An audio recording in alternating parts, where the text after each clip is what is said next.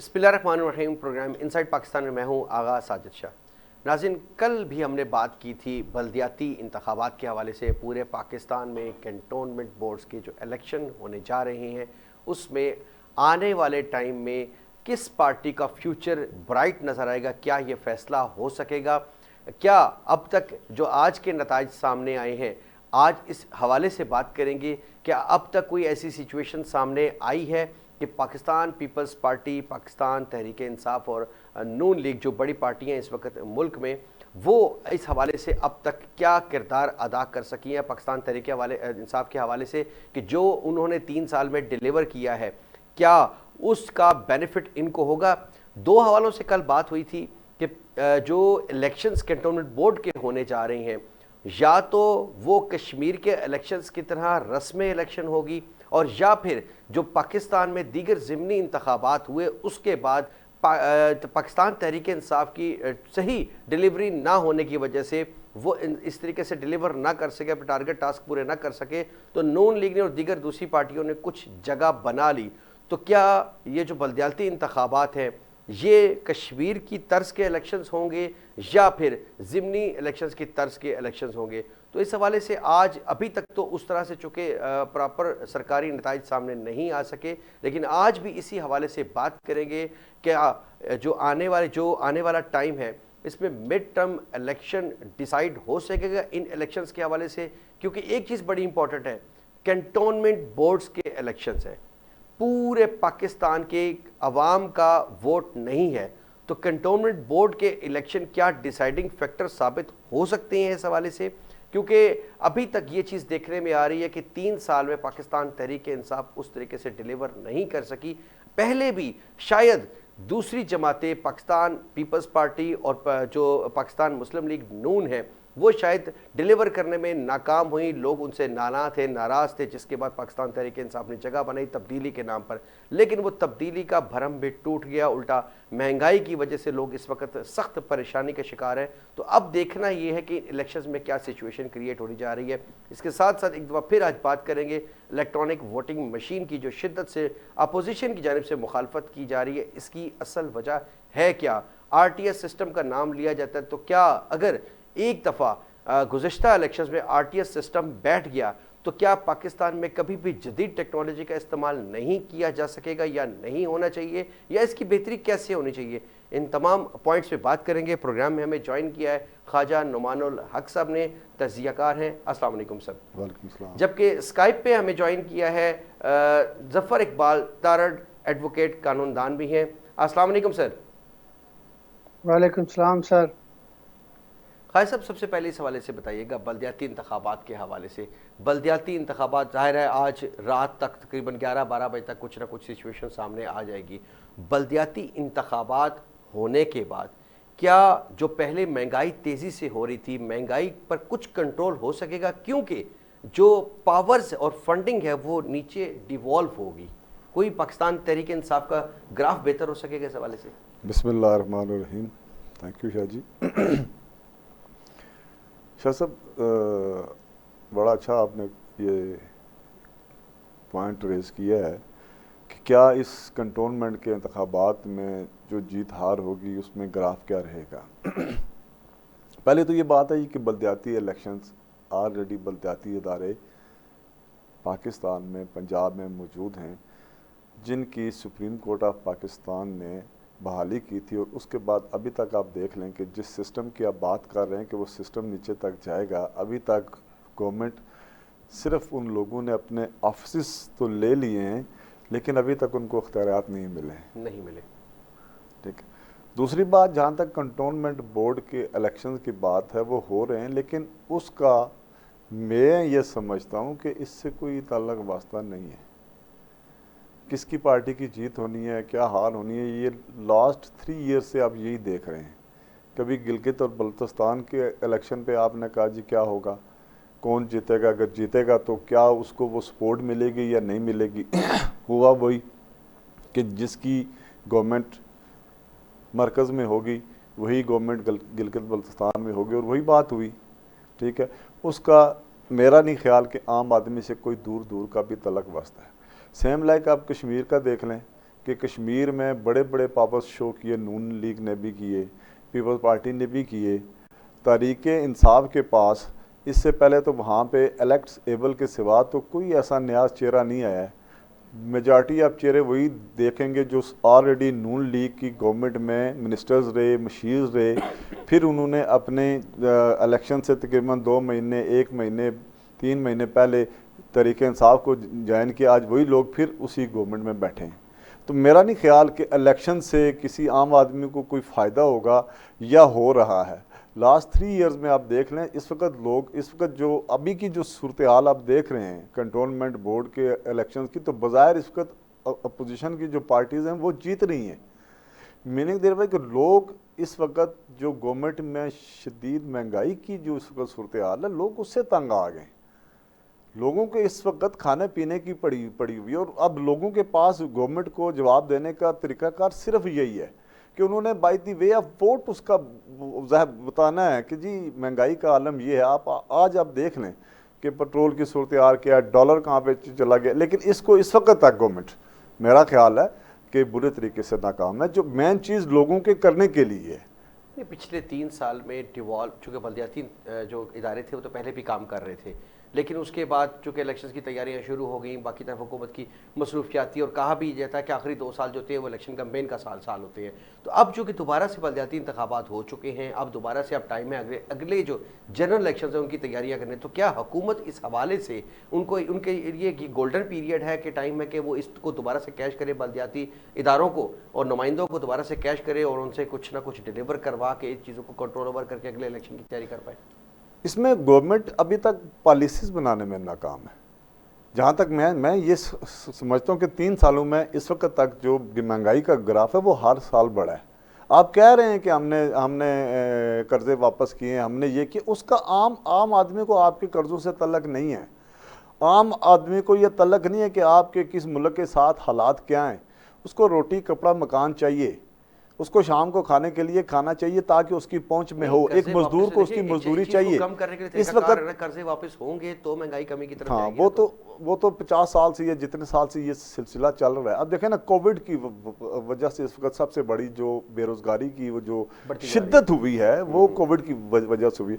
आप कोविड में आम आवाम को वो चीज़ देने में नाकाम रहे हैं जो नारा लेके आप आए थे। इस वक्त तक आप ये देख लें कि गवर्नमेंट, फेडरल गवर्नमेंट और सूबा सिंध के दरमियान इस वक्त तक इनके हालात ठीक नहीं।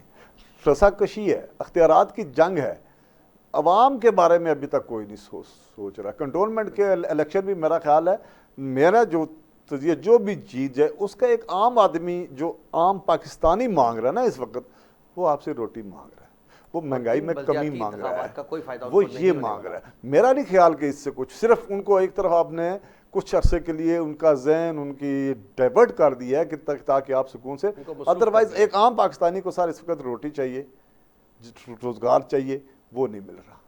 तारड़ साहब, नई एक्टिविटी देकर अवाम का जो जहन है वो डाइवर्ट कर दिया है रोटी कपड़ा मकान से कुछ अरसे के लिए।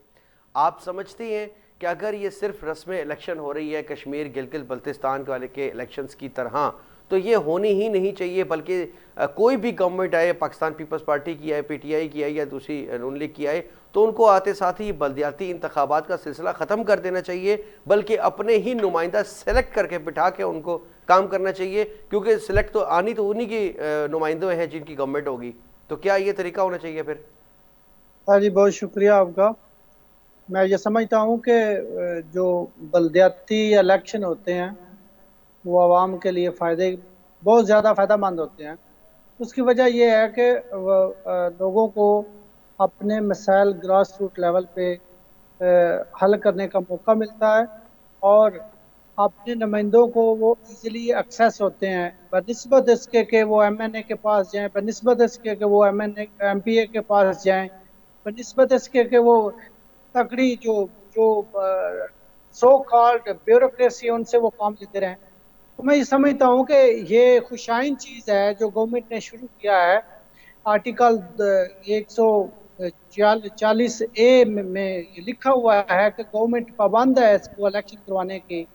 सूबाई गवर्नमेंट पाबंद है, जो वफाकी एरिया है उसमें वफाकी हुकूमत पाबंद है।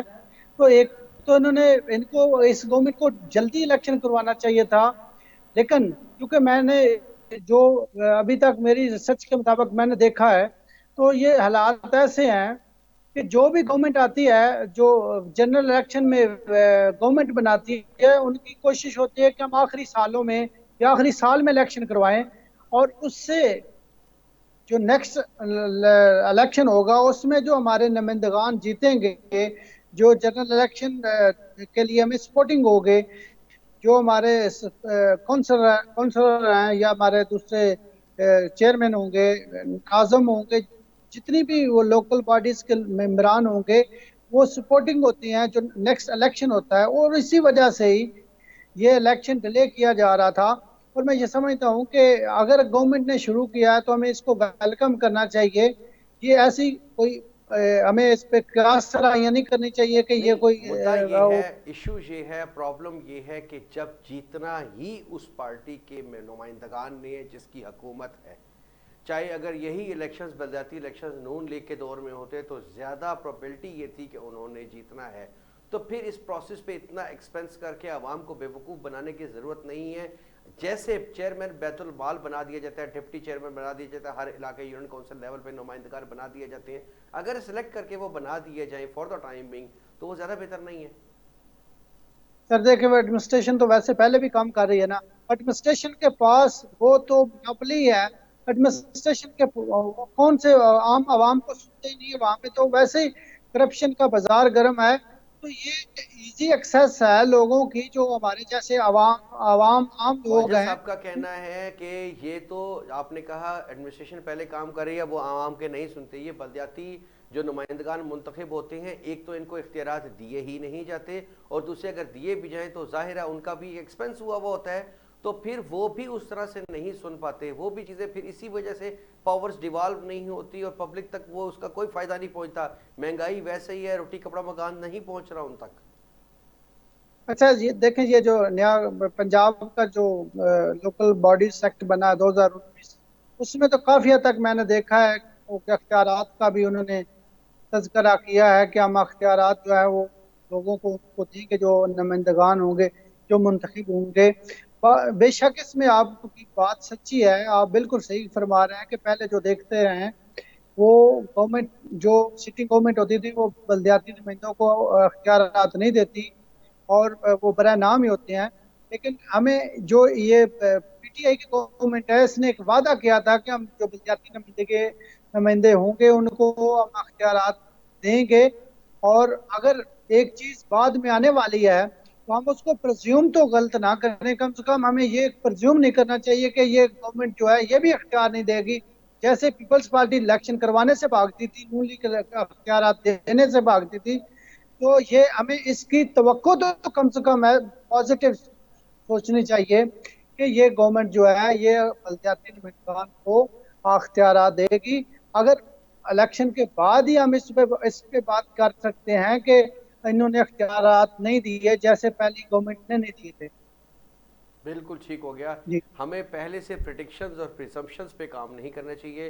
हाँ, ये हमें कोशिश करनी चाहिए, अगर ऐसा नहीं है तो ऐसी सजेशंस दें, ऐसे हालात पैदा करें कि दोबारा से आपकी वाली बात है कि वो रोटी कपड़ा मकान वाली बात है कि गरीब तक वो मामला पहुंच सके। तो हमें प्रिडिक्शंस नहीं करनी चाहिए। क्या नहीं कहते हैं? प्रिडिक्शन नहीं, मैं तो इसमें ये बात की है मैंने कि बलदियाती जो अदारे ऑलरेडी मौजूद थे जिनको मुअत्तल कर दिया गया था पूरे पंजाब में और इधर, वो सुप्रीम कोर्ट ऑफ पाकिस्तान ने बहाल किए हैं।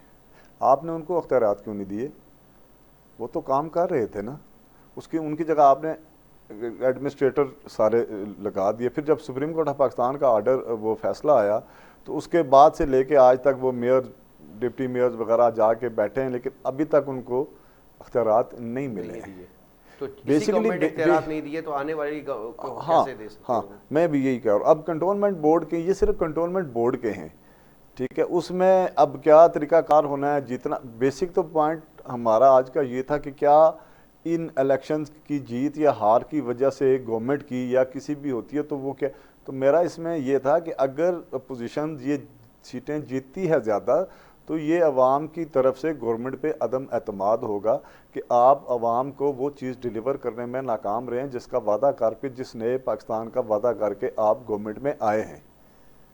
तजिया तो ये है इसका, ये नहीं है कि अख्तियारात किसको जाने या किसको नहीं। अख्तियारात आपके सामने, मैंने अभी पहले भी कहा कि बल्दियाती जो अदारे अभी तक मौजूद थे उनको अभी तक अख्तियारात नहीं मिले हैं। डिप्टी अगर वो मेयर करें तो ये निज़ाम सबसे ठीक अच्छी है, बात, प्रोसीजर ठीक बहुत है, लेकिन अच्छा। अगर देखें करें, जी, एक अगर आम गवर्नमेंट आदमी इसमें के लिए उसको इजी परमिट करे। एक्सेस है। जैसे तारड़ साहब ने कहा कि नीचे वाले जो अख्तियारात आएंगे, हर आम आदमी की एक्सेस होती है काउंसलर तक, नाज़म तक, चेयरमैन तक, उसके छोटे मोटे जितने भी आम बंदे का जितना भी काम हो वो उस लेवल पे होगा। ये बात इनकी बिल्कुल ठीक है, 3 लेकिन साल उसके लिए गवर्नमेंट ज़रूरी है कि अख्तियारात उनको मिलने चाहिए। कौंसल के पास अख्तियारात हो, चेयरमैन के पास अख्तियार हो, नाज़म के पास अख्तियार हो। इस्तेमाल नहीं करना जब चाहिए। उनके पास नहीं, अख्तियारात ही नहीं है तो खादी ओहदे क्या रखने का सोच तो कोई 3 फायदा साल नहीं। गवर्नमेंट के गुजर चुके हैं, अब कैंपेन का टाइम है अगले इलेक्शंस के हवाले से, चाहे वो अपोजिशन का या इनका है। क्या समझते हैं, आपको ऐसी सिचुएशन नज़र आ रही है कि हुकूमत 3 साल में जो चोर चोर चोर की सियासत की, तब्दीली की सियासत की, उसमें वो पूरी तरह से, इसमें कोई शक नहीं है, नाकाम हुए, कुछ पॉलिसीज़ लेकर आए, यकसा निसाब तालीम के हवाले से कुछ रिफॉर्म्स ही लेकर आए, पुलिस में और बाकी चीज़ों में कोशिश की गई है। आप समझते हैं कि आखिरी 2 साल में ये रिस्टोर करके अगला जो जनरल इलेक्शन आने जा रहा है उसमें अपने आप को रीस्टोर करके कम बैक कर सकेंगे, या आप समझते हैं कि नहीं, आप पीटीआई की अगले जनरल इलेक्शन में कोई जगह नहीं? एज ए एनालिस्ट आप क्या समझते हैं? मैं ये समझता हूँ कि जी 3 सालों में आप ये नहीं कह सकते कि गवर्नमेंट ने बिल्कुल कुछ नहीं किया है। गवर्नमेंट अपनी तरफ से कोशिश कर रही है, लेकिन उनको जो मेरा ज़ाती अख्तियार है कि इमरान खान जो being prime minister of Pakistan नेक नीति के साथ काम कर रहे हैं। क्या गवर्नमेंट लोगों के लिए, अवाम के लिए वो करना चाह रहे हैं। उनके पास अपनी तरफ से एफर्ट्स उनकी पूरी है, जो निज़ाम जैसे चल रहा है, लेकिन फिलहाल तक उनको वो कामयाबी नहीं मिली है। नहीं, गवर्नमेंट चलाने के लिए नेक नीति बहुत है या स्किल भी होनी चाहिए? स्किल है। मैं ये समझता हूँ कि स्किल भी होगी तो तभी प्राइम मिनिस्टर ऑफ पाकिस्तान है, और एक इतनी बड़ी पार्टी को जो इस वक्त तक पूरे पाकिस्तान में, कश्मीर में, गिलगित बल्तिस्तान में गवर्नमेंट मौजूद है। मैं ये समझता हूँ कि एफर्ट्स वो कर रहे हैं, लेकिन बकौल जो मेरा एक तजिया कि एफर्ट्स में अभी तक कामयाबी नहीं हुई है। 3 सालों में एफर्ट ज़रूर हो रही है, टीम अच्छी नहीं मिली है, या टीम वर्क नहीं है, कहीं ना कहीं पे कुछ है, कहीं ना कहीं पे कुछ है। 5 साल किसका देख रहे हैं? मेरे ख्याल में अभी हमें को देखना है 2 साल, लेकिन जो अवाम की जो इस वक्त की जो मैं सूरत हाल अगर बताऊं, अगर आज इलेक्शन होते हैं तो अवाम की तरफ से पीटीआई को खातर ख्वाह मुझे कामयाबी नजर नहीं आ रही। हालात खराब नजर आ रही है। हालात खराब।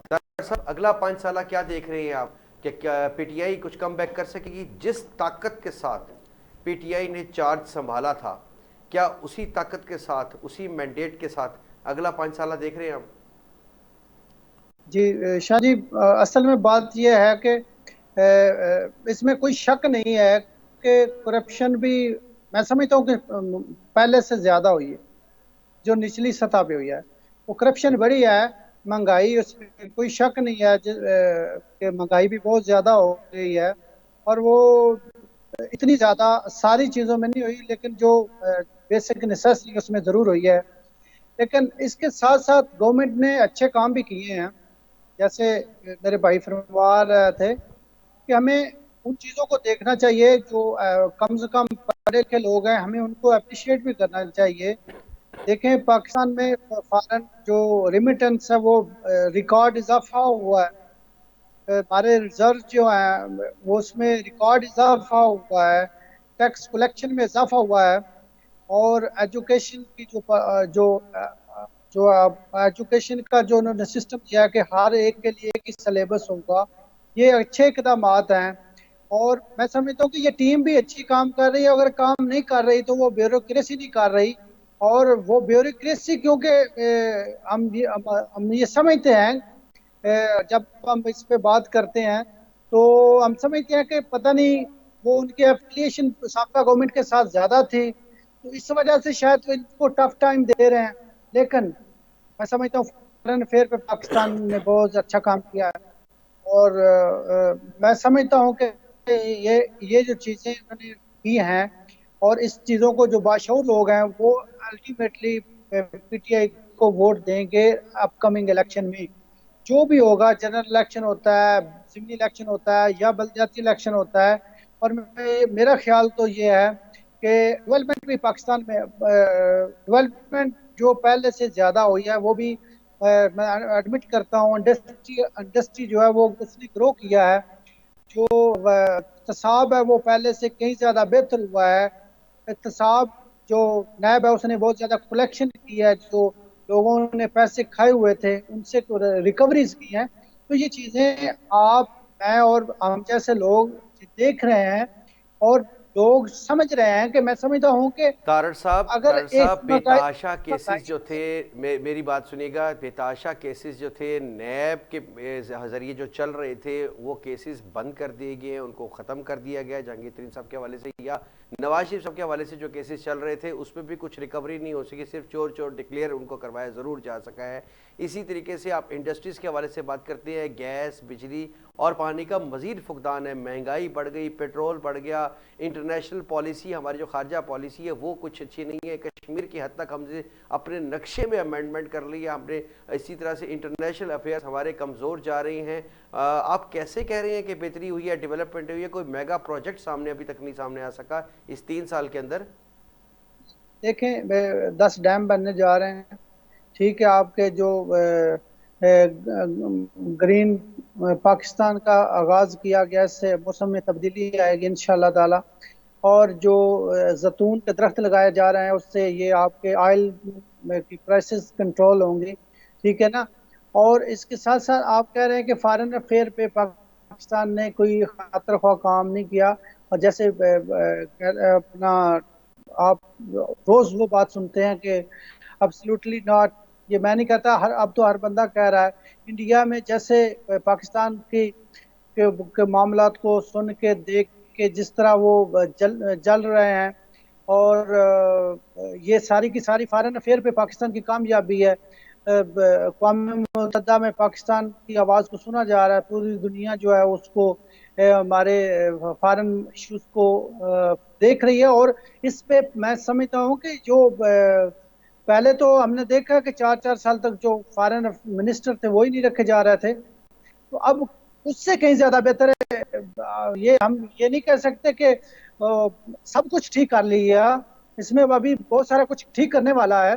ठीक है ना। इंडिया की जो हठधर्मी है कश्मीर में, मतलब इंशाल्लाह ताला वो हमारी कोशिश है, पाकिस्तान कर रहा है। और जिस तरह अफगानिस्तान में वो भागे हैं, इसी तरह इंशाल्लाह कश्मीर से वो भी तो इंडिया भी अफगानिस्तान की भागेगा। जानिब से धमकी दी जा रही है, तालिबान की जानिब से धमकी दी जा रही है कि हम इंडिया पर हमला करेंगे या हम कश्मीर को हासिल करेंगे। वो तो सारी चीज़ें होंगी, लेकिन हम सिर्फ उस वक्त का इंतज़ार कर रहे हैं क्या होने जा रहा है। इलेक्ट्रॉनिक वोटिंग मशीन के हवाले से कल भी इस पर हमने बात की, और बच्चे आपने बात की कि अभी लोगों को इस्तेमाल करनी नहीं आती है। आपको असल वजह बता सकते हैं, एक धांधली की, एक रिगिंग की शक के अलावा, अपोजिशन को इसके अलावा क्या प्रॉब्लम क्या है? ये मैं नहीं समझता कि सिर्फ ये रीज़न है कि जी आने वाले टाइम में उन्होंने भी रिगिंग करनी है और इससे बचने के लिए वो इससे इख्तलाफ कर रहे हैं, लेकिन कुछ और रीजंस भी हो सकती हैं कि इलेक्ट्रॉनिक वोटिंग मशीन की इस कदर खुल के मुखालफत की जा रही है। आखिर वजह है क्या? जी सर, इलेक्ट्रॉनिक वोटिंग मशीन जो है वो मैंने कल भी बताया था कि ये बड़ा अच्छा इकदाम है, जो पूरी दुनिया में टेक्नोलॉजी से इस्तेफादा किया जा रहा है। तो पाकिस्तान तो पहले ही इसमें हर मामले में टेक्नोलॉजी में भी बहुत ज़्यादा पीछे है। तो अगर साइंस और टेक्नोलॉजी ने कोई अच्छी एफर्ट की है तो उसको कम से कम हमें देखना तो चाहिए, परखना तो चाहिए, उसका ट्रायल तो करना चाहिए। अगर वो कामयाब होती है तो बेहतरीन, वरना ये वो 10 रुपए वाली 15 रुपए वाली स्टैंप पहले ही वो रबड़ की चल रही है, तो उसका फायदा नहीं है। ये टेक्नोलॉजी का फायदा है। और ये मैं सुन रहा था अपोजिशन के कुछ लोगों को, वो फरमा रहे थे कि ये देखें, हर बंदा पढ़ा लिखा नहीं है। अब मैं समझता हूँ कि इतनी ज्यादा जो अनपढ़ लोग हैं वो एंड्रॉयड फोन यूज कर रहे हैं, उनको पता नहीं। तो वहां पे तो सिर्फ आपने जाके अपना लगाना है और आपके सामने वो निशानात आ जाने हैं, जैसे हम हाई कोर्ट के इलेक्शन में करते हैं। चलो हम वो वहां पे नाम आते हैं तो यहाँ पे आपके वो आ जाएंगे, निशान आ जाएंगे, तो उस पे आपने लगाना है, टिक करना है, और तो कुछ भी नहीं करना, तारक तो साहब, आपका मुझे एक वोट चीज़ कास्ट हो बताइएगा, जाना है। मैं अपना सवाल थोड़ा सा चेंज करता हूँ कि जिस तरीके जी से गुज़िश्ता इलेक्शन में, मैं अपोजिशन के खदशात और तहफ़्फ़ुज़ात के हवाले से मेरा सवाल है जो मुझे समझ नहीं आ रही, जिस तरह से गुज़िश्ता जी इलेक्शंस में आरटीएस सिस्टम बैठ गया था, अब वो जो भी वजूहत थी, टेक्निकल वजूहत थी या वो प्री प्लान था, लेकिन इख्तलाफात तो मौजूद हैं। इलेक्ट्रॉनिक वोटिंग मशीन के इस्तेमाल में अपोजिशन को खदशात क्या हो सकते हैं, कि क्या ऐसा कुछ हो सकता है जिसकी वजह से खदशात है कि पूरा सिस्टम जो इलेक्शंस का है वो हाईजैक कर लिया जाएगा? सर मैं समझता हूँ खदशात नहीं है, उनको डर ये है कि अगर ये मशीन कामयाब हो जाती है तो हमें, अगर हम ये वावेला भी नहीं कर सकेंगे कि ये करप्शन, इसमें रिगिंग हुई है। अगर वो लूज करते हैं इलेक्शन तो उनके पास एक ऑप्शन मौजूद होता है, तो ये धांधली हो गई। अगर वो जीतते हैं तो कहते हैं कि धांधली नहीं हुई। तो उनको खदशा ये है कि इस वोटिंग मशीन से अगर हम हारते हैं तो हमारे पास कोई सेकंड ऑप्शन नहीं रहेगा। आवाम को हम बता नहीं सकेंगे कि हमें वोट नहीं मिला, हम ये कह नहीं सकेंगे। हम ये मतलब ये वेरी सिंपल है कि उन्होंने चेक नहीं किया उसको, उन्होंने उनकी गवर्नमेंट की ऑफर को कबूल ही नहीं किया। चेक करने से पहले, कबूल करने से पहले, उसको देखने से पहले ही आपने खदशात का इजहार कर दिया। और वो कहते हैं कि अपना, अगर आप किसी चीज को, कोई भी क्या नया काम शुरू करते हैं तो आपको इस वजह से नहीं नहीं शुरू करेंगे कि इसमें ये भी होगा, इसमें ये भी होगा, इसमें ये भी होगा। तो फिर तो आप डेवलप तो नहीं चीज़ों को कर सकेंगे। अगर आपने चीज़ों को डेवलप करना है तो आपको फिर चीज़ों को अपना जिद्दत लानी होगी। तो जिद्दत के लिए इनको इलेक्ट्रॉनिक मशीन को देखना चाहिए। अपनी इतनी जिंदगी दौर में इतने पाए के टेक्नोलॉजी के वजीर हैं और उनके पास कितनी टीम है, उनको चेक करवा लें कि उसमें जो ड्रॉबैक्स हैं उन पे बात की जा सकती है, उनको अमेंड करके उनमें उसको कोई अच्छा सा मशीन में तरमीम करके उसको अच्छा बनाया जा सकता है। ये तो नहीं कि हमने इस पे वोट ही नहीं करवाने। ये तो कोई बिल्कुल ठीक हो मेरी समझ में ठीक हो गया, आपका पॉइंट आ गया। बिल्कुल वक्त से पहले वावेला मचा देना और बाद में ये भी खदशा होना कि हम रिगिंग का शोर भी नहीं मचा सकेंगे, हमारा मुंह इतना काला हो जाएगा, शायद किसी को दिखाने के काबिल रहेंगे। इस खौफ की वजह से ईवीएम की मुखालफत करना क्या जस्टिफाइड है? शाह जी, इसमें मैं आपको एक बात बताऊं कि जो कंसर्निंग अदारा है वो है chief election commission of Pakistan, election commission of Pakistan, sorry. जब वो ये कह रहे हैं कि ये मशीन या इसका भी इस्तेमाल हमारे उस एटमॉस्फेयर के लिहाज से अभी ठीक नहीं है, वजह ये तो उन्होंने खुद, आपने लास्ट टाइम मेरा ख्याल है वो जिस पे बल्कि आजम सवाती साहब की बड़ी धुआंधार किस्म की प्लेटफॉर्म भी आई है कि जिन्होंने कहा जी आग लगा दें इनको, वो चीफ इलेक्शन कमीशन का जो अमला था वो उठ के चला गया। बेसिक चलें, अपोजिशन ने तो हर काम में रोड़े अटकाने, उनका 5 साल का मैंडेट ही यही होता है कि साफ सी बात है। अगर गवर्नमेंट ठीक काम भी कर रही है, गवर्नमेंट ठीक काम भी कर रही है, तो अगर वो उसको कहेंगे ये ठीक है तो उन्होंने भी 5 साल के बाद आना है। तो वो कहेंगे अगर हमने इनको, ये तो एक हमारी रवायती सियासत है, ठीक है, इसको एक साइड पर रख के हम देखें जो अदारा इलेक्शन करवा रहा है, जिस अदारे ने इलेक्शन करवाए हैं, करवाएगा और करवाता रहेगा मुल्क एक, जब आप उसका जो हेड है या उसका जो चीफ इलेक्शन कमिश्नर है, जब वो ये बात कर रहा है, मीडिया पे कर रहा है कि ये वोटिंग जो सिस्टम है ये अभी काबिल अमल नहीं है, तो मेरा ख्याल है उसकी बात को वेटेज देना चाहिए। ये सजेस्ट भी कर सकते हैं, 2 साल का टाइम पड़ा हुआ है, उसमें कुछ अमेंडमेंट्स की जा सकती हैं, तहफ़्फ़ुज़ात दूर किए जा सकती हैं। या एक और बड़ा अच्छा सा आइडिया है कि कल अगर अपोजिशन में से किसी की हुकूमत आ जाती है तो जिस तरह से इन्होंने हाईजैक करने का प्लान बनाया हुआ है, आइंदा वो भी हाईजैक कर सकते हैं। तो प्रॉब्लम क्या है, तो बड़ी अच्छी एक ऑप्शन है उनके पास। मैंने शायद जी कोई और बात की, मैं ये कह रहा हूँ कि जब जिसने इलेक्शन करवाने हैं, ठीक है, अगर तो वो कहता है कि ठीक है, फिर तो हमें अपोजिशन के एजाज की कुछ समझ भी आती कि ये अब सिर्फ उसके रवायती मुखालफत जो गवर्नमेंट के साथ है वो कर रहे हैं। लेकिन जब चीफ इलेक्शन कमिश्नर खुद कह रहे हैं कि अभी ये काबिल अमल नहीं है, तो मेरा ख्याल है गवर्नमेंट को उसको सीरियस अंदाज में लेके सोचना चाहिए और उसको काबिल अमल बनाने के लिए, देखे ना, अभी वो काबिल अमल नहीं है तो किसने चीफ इलेक्शन कमीशन को सपोर्ट करना है कि वो इसके काबिल बनाए? हुकूमती मराद किसने देनी है, असबाब किसने पैदा करने हैं? गवर्नमेंट ऑफ पाकिस्तान ने करने। तो बजाय इसके कि गवर्नमेंट ऑफ पाकिस्तान के वज़रा ये कहें जी आग लगा दें इसको, ये ऐसी है, ये गलत है। पॉजिटिव वे से आप आएँ, आप उनसे पूछें आपको क्या चाहिए, किस बजट की ज़रूरत है, कौन सी इलेक्ट्रॉनिक जो भी मशीनरी उसमें इस्तेमाल होगी उसमें जिद्दत की कुछ ज़रूरत है, तो हम आपको कितना टाइम चाहिए। क्वेश्चन तो ये था ना, गवर्नमेंट को यहाँ पे ये कहना चाहिए था उस ऑफिस को, कंसर्निंग ऑफिस को, हाउ मच टाइम रिक्वायर्ड कि ये जो इलेक्ट्रॉनिक सिस्टम है ये इसमें आए, और आना चाहिए, मैं ये चाहता हूँ, लेकिन ट्रांसपेरेंट तरीके से, ताकि अपोजिशन गवर्नमेंट जो भी है, और बिलखसूस इलेक्शन कमीशन ऑफ पाकिस्तान भी इसको कहे कि हाँ ये अब ठीक है सिस्टम। तो उसके लिए जितनी भी मराद देनी है या जो भी फैसिलिटीज जो फैसिलिटेट करना है वो गवर्नमेंट ने करना है। तो गवर्नमेंट को चाहिए बजाय मशीन के हवाले से अब तक कोई बात खुलकर सामने नहीं आ सकी, वजूहात सामने नहीं आई कि ये खुलकर सामने क्यों नहीं आ रही। अगर खुल के कुछ चीज़ें सामने आए तो शायद ये तहफ़्फ़ुज़ात दूर हो सके। अब जानना ये है कि कौन लोग इन वजूहात को रोके हुए हैं और वजूहात हैं भी या नहीं, या ये सिर्फ एक प्रोपेगेंडा किया जा रहा है। ये चीज़ें वक्त के साथ साथ सामने आएगी, हमने जानने की कोशिश की। इसके साथ साथ बात करेंगे आज चौधरी निसार साहब के हवाले से। एक बार फिर चौधरी निसार साहब ने जो गुज़िश्ता इंटरव्यू दिया है निजी चैनल को, और उसके बाद जो ख़बरें आ रही हैं कि वज़ीर आला पंजाब बनने जा रही हैं, किसी और पार्टी को ज्वाइन करने जा रही हैं, कुछ ऐसी सिचुएशन आप देख रहे हैं, पॉसिबिलिटी है? मैं समझता हूँ ये सिर्फ खबरें हैं, क्योंकि ये खबरें उस वक्त भी चल रही थी जब खान साहब लेके गए थे, जब एहतजाज हो रहा था, नवाज शरीफ साहब गवर्नमेंट में थे, ठीक है, उस वक्त भी यही था कि वहाँ तक जाने के लिए चौधरी साहब ने कहा, क्योंकि चौधरी साहब की और खान साहब की दोस्ती है आपस में। बाद में जब चौधरी साहब ने अभी पिछले अरसे में एक टेलीविजन को इंटरव्यू के दौरान ये कहा कि मैंने कहा था कि अपारा तक रोकना है, उससे आगे का फैसला नवाज शरीफ का था, जिस पर मेरा उनसे इख्तलाफ था हुआ।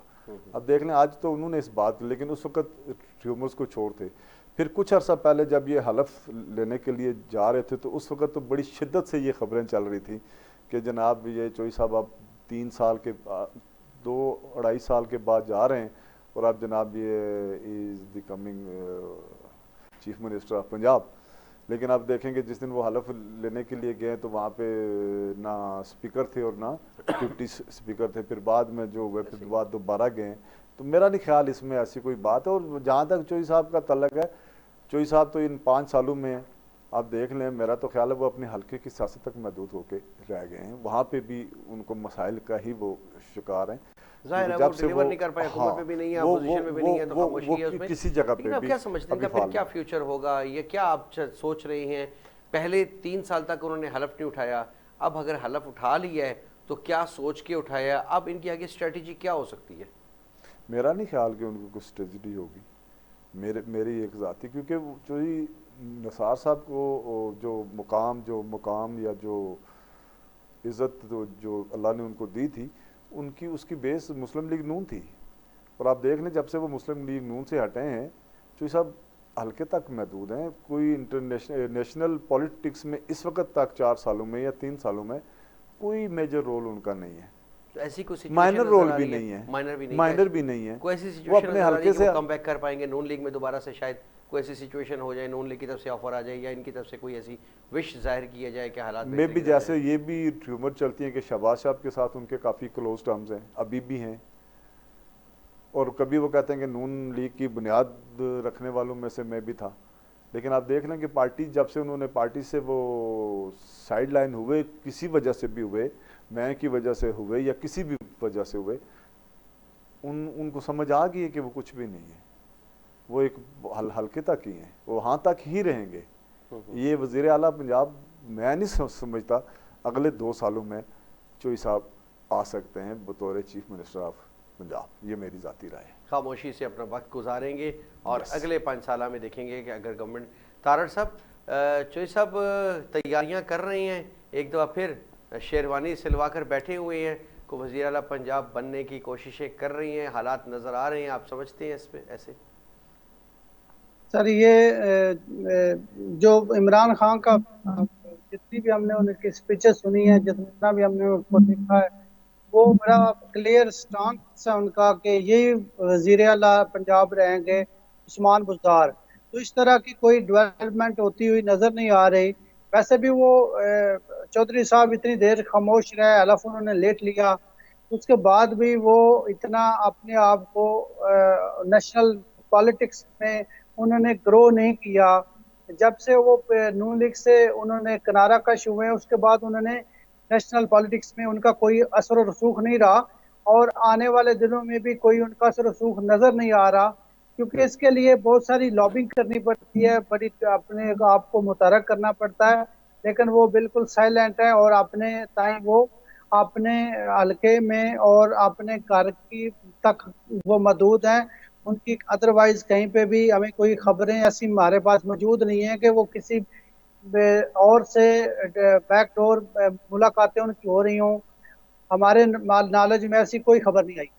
तो आप क्या समझते हैं कि 3 साल तक खामोशी इख्तियार करना, फिर उसके बाद हलफ उठाना, फिर खामोशी इख्तियार कर लेना, फिर दोबारा ख़बरों में इन हो जाना, तो ये कोई तो कुछ फिल्म है, कोई तैयारी है किसी चीज़ की, अगले 5 साल की तैयारी है, मिड टर्म इलेक्शन की तैयारी है, इसी हुकूमत के साथ जुड़ने की तैयारी है, या किसी दीगर पार्टी की तरफ से कोई ऑफर है? आप क्या समझते हैं, या सिर्फ खून गर्म करने का बहाना है? और किसी पार्टी की से मुलाकात का या इस तरह की हमारे पास कोई खबर नहीं है। और ये क्योंकि उन्होंने इलेक्शन जीता हुआ था, और वो चाहते हैं कि नेक्स्ट जो अपकमिंग इलेक्शन है वो जनरल इलेक्शन होगा, उसमें क्योंकि वो हिस्सा लेंगे, सियासतदान है, सियासत उन्होंने करनी है, तो नेक्स्ट इलेक्शन के लिए वो तैयारी कर रहे हैं, वो मीडिया में आ रहे हैं और अपने हल्के में भी वो जा रहे हैं। तो इसका सिर्फ और सिर्फ मेरे ख्याल से, मेरे नॉलेज के मुताबिक उनका एक ही मकसद है कि जो नेक्स्ट इलेक्शन होगा उसमें हिस्सा लेंगे, उसमें वो अपने आप को किस स्टेज पे रखते हैं, ये आने वाला वक्त ही बता सकता है। अभी तक हम इस पे कुछ नहीं कह सकते। अच्छा, चौधरी निसार साहब के साथ साथ नवाज शरीफ साहब के भी हवाले से खबरें भी आ रही हैं, और ये प्रेस कॉन्फ्रेंसेस भी की जा रही हैं कि नवाज शरीफ साहब पाकिस्तान ज़रूर आएंगे, इसी साल आएंगे पाकिस्तान। तो क्या बैकडोर से वो आपकी वाली बात है, कोई राब्ते हुए हैं, कोई ग्रीन सिग्नल मिला है, कोई ऐसी सिचुएशन बनने जा रही है, या फिर नवाज शरीफ साहब आके फेस करेंगे ट्रायल्स को, और यहाँ तक कहा जा रहा है कि ये दूसरी दफ़ा भुट्टो बनने जा रहे हैं? तो आप क्या समझते हैं, कोई ऐसी भी सिचुएशन हो सकती है?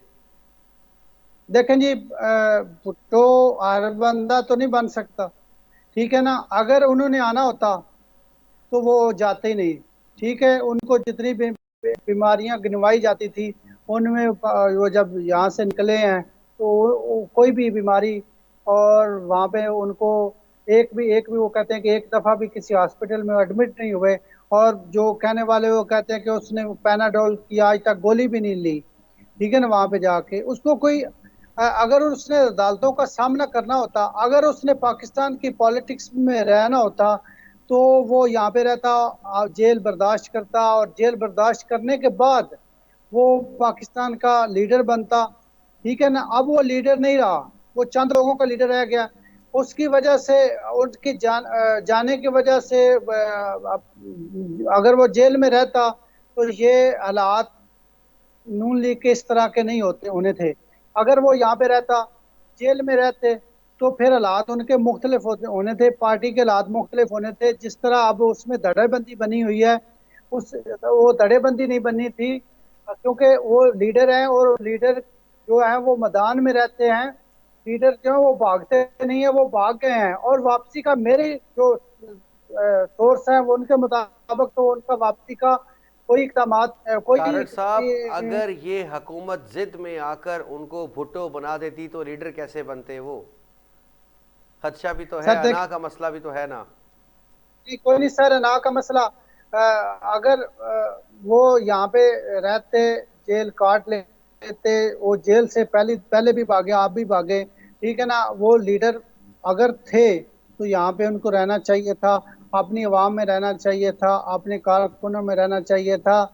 मैं तो बिल्कुल भी इस जो कह रहे थे इस साल वापस आ रहा, मैं तो उनको आते हुए नहीं देख रहा। ठीक हो गया। हाँ साहब, आखिरी चीज़ बता दीजिएगा, नज़र आ रही है आपको ऐसी कोई सिचुएशन नज़र आ रही है आने वाले टाइम में, क्योंकि सर पार्टी ये इस वक्त बड़ी मुश्किल हमारे दौर से गुजर रही है नून लीग? हमारे मुल्क की पॉलिटिक्स में कुछ भी मुमकिन है, कुछ भी मुमकिन है। यहाँ पे कुछ किसी वक्त जो मर्जी चाहे करने वाले कर लेते हैं, वापस आने वाले आ भी जाते हैं, आके प्राइम मिनिस्टर भी बन जाते हैं, प्राइम मिनिस्टर से उतर कर जेल में चले जाते हैं। ये अनप्रिडिक्टेबल सिचुएशन यहाँ पे 24 घंटे रहती है। यहाँ पे कोई आप परफेक्ट तजिया करने से कासर हैं। हो सकता है कल का आज का मेरा सवाल ये था कल कि का अब तक हालात क्या नजर आ रहे हैं, सिचुएशंस क्या नजर आ रही है? अगर ये खबरें गर्दिश कर रही हैं कि वो आ रही हैं, इसी साल आ रही हैं, तो ऐसे को हालात पैदा हो चुके हैं, ये तो आपकी सियासत में एक जिंदा रहने के लिए भी एक र्यूमर्स चल सकते हैं, ठीक है, लेकिन बज़ाहिर अभी कोई ऐसी सूरत हाल नज़र नहीं आ रही।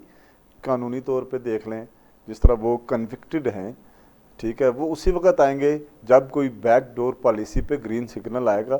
और वो महल्लाती सियासत या महल्लाती साजिशें, ये आपको मुझसे बेहतर पता है, वो हर वक्त हो रही हैं, होती रही हैं, होती रहेंगी, ठीक है। और इसी वजह से मैं ये समझता हूँ कि अगर ये लोग आपस की इस ज़ाती अना की जंग को छोड़कर इस मुल्क के लिए कुछ सोचें, इस मुल्क के गरीब अवाम के लिए कुछ सोचें, जो तवन्नाइयाँ ये एक दूसरे के साथ एक झूठी अना की जंग पे खर्च कर रहे हैं, मेरा ये ख्याल है कि अगर ये हम सारी तवन्नाइयाँ मिल के, सारे लोग मिल के, सियासत अपनी जगह, अपोजिशन अपनी जगह, लेकिन अवाम के लिए सोचना पड़ेगा इन सब को बैठ के, चाहे वो नवाज शरीफ साहब हैं, चाहे खान साहब हैं, चाहे भुट्टो साहब हैं, जो भी हैं, अवाम के लिए इस वक्त कोई नहीं सोच रहा, जो मेरा एनालिसिस ये है। जनाब, अपनी ज़ाती रंजिशों को भुलाकर, अपनी ज़ाती अना को छोड़कर अगर ये आवाम के लिए कुछ सोचे तो फिर ये कम बैक कर सकते हैं, वापस आ सकते हैं, हुकूमत कर सकते हैं, लीड कर सकते हैं। इसी के साथ साथ जो निसार अली खान साहब के हवाले से बात हुई कि वो भी खून को गर्म रखने का एक बहाना है, वो अभी इन रहना चाहते हैं। 3 साल बिल्कुल गुम होने के बाद उनका ग्राफ कम हुआ है, गिरा है, जिसकी बाद वो कोशिश कर रहे हैं कम बैक करने की, ताकि आने वाली सिचुएशन में बहती गंगा में, जिसे कहते हैं धारे में, वो शामिल हो सके सिचुएशन के मुताबिक।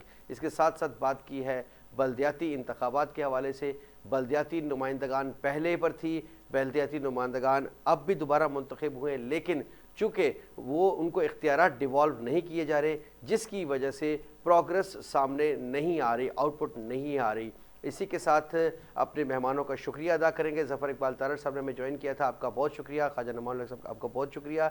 आज के प्रोग्राम का वक्त ख़त्म हुआ, अगले प्रोग्राम में फिर मुलाकात होगी। इजाज़त दीजिए, अल्लाह हाफ़िज़।